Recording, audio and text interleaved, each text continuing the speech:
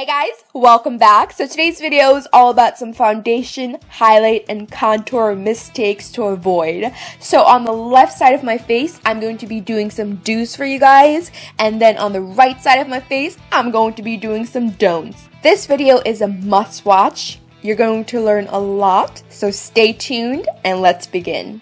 So my first step is to always moisturize and prime the skin. I know some of us have oily skin and we think we don't have to moisturize the skin, but it is very important to hydrate the skin, especially if you have really hyperpigmentation. I have a skincare routine coming up soon and you will see how moisturization has helped my skin so much. It's life-changing. Now my next step is to color correct, and I'm using the LA Girl Pro color corrector in orange. And you will see, as you see on screen right now, I'm only applying the color corrector exactly where I need it, where I have a bit more hyperpigmentation / more dark spots with my beauty blender, and just use dabbing motions to dab this concealer out.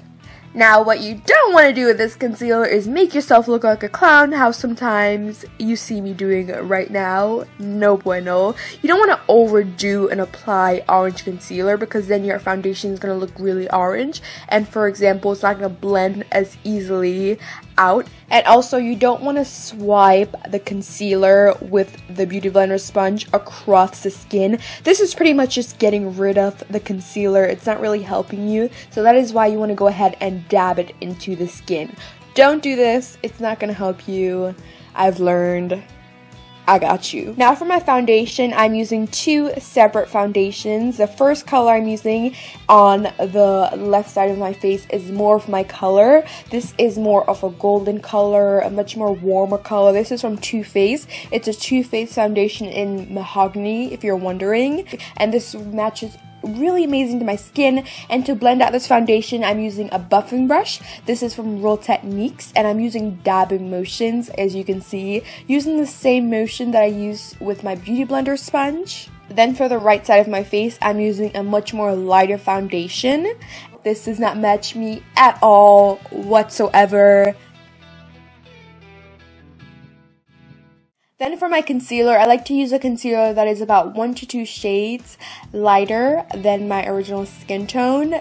And this one is from Jordana. Now, I understand we all want an awesome highlight. We want to look like highlight for the gods. Hello. Totally understand it, but you don't need to go with a concealer that is like double, okay, lighter than you. I've done it before. Like I said, I've done all these mistakes already.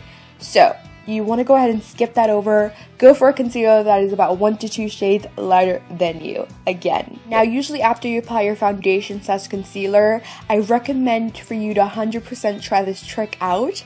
And you want to go ahead and spray your face with whether it's a setting spray, a setting mist, anything that's used to set your face. Go ahead and set your foundation concealer so it really warms up into your skin, and you'll see the difference that it makes with your makeup. I promise you guys. Now our next step is to contour. When it comes to contouring, I rather give you the tip in the sense that you need to actually start small and then build up on your contour. I rather do small lines and then blend it out and bring it exactly where I need to. So I'm just using dabbing motions again. Dabbing motions is like the real MVP when it comes to your makeup. It helps so much to get really that flawless application. Now what you don't want to do is apply too much contour, especially when it comes to cream contour. You can't erase that or your face is gonna look extra muddy, okay? And you don't want to drag your contour all over your face. That is not gonna be too cute, hunty, okay? So just go ahead, take your time with that contour. You can do it, and take your time to blend it out using dabbing motions. Now sometimes you do want to set your under eye concealer, especially if you have a longer day and you don't want it to crease. Now you want to go ahead and apply powder under the eyes, and then you want to brush it away. Now what you don't want to do is apply that same lighter powder that you applied under your eyes all over your face. That's gonna make you look like an ashy scarecrow, and I'm not going for that look anytime soon. Then moving on to blush, you want to apply your blush in circular motions, and then you also want to take your time and build up on it. and make sure you always blend it out. Take your time. You don't have to apply too much blush. A little blush honestly goes a long way. What you don't want to do is just keep on applying more and more blush to make sure you see the color. Now when it comes to highlighting, of course, I want to look like I'm glowing. I have like a natural radiance to me. So sometimes when I highlight, I do use my fingers to blend out my highlight because sometimes it might go on too drastic.